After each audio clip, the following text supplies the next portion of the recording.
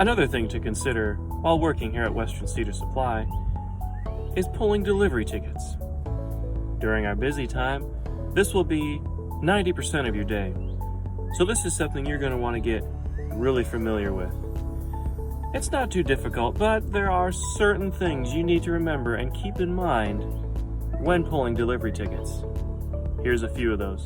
The factory height is something to consider when looking at pallets of shingles. Atlas, for instance, stacks theirs in rows of 13. That is 13 squares per pallet. GAF, on the other hand, stacks theirs in rows of 12. That's 12 squares per pallet. It's important that you don't stack higher than what they come from the factory.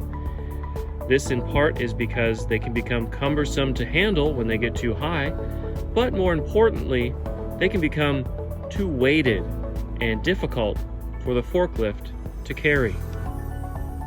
Now we're going to take a look at some completed orders so that you can see the correct and incorrect ways to pull orders.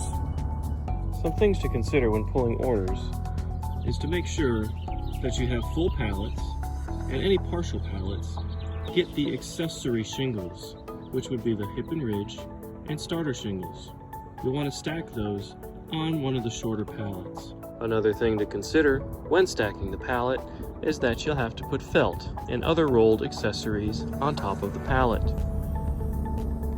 Sometimes it's easier to leave an opening in the middle so that you can leave the rolls in the middle to leave it more flat for banding.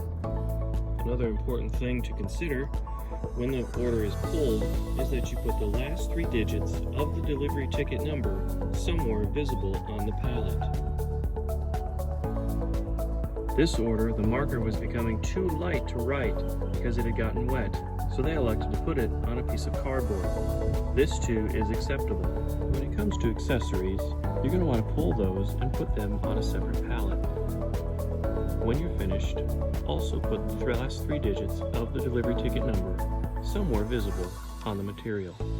There are 2 designated places to place the pallets. One is here, and the other is in this open area. When pulling drip edge, you'll want to secure it together and place it over here in the designated area, once again putting the last 3 digits somewhere visible. Once you've finished pulling the material, you can bring in the photocopy to this office, mark off everything that you pulled, sign and date at the bottom, and record any shortages of material at the bottom.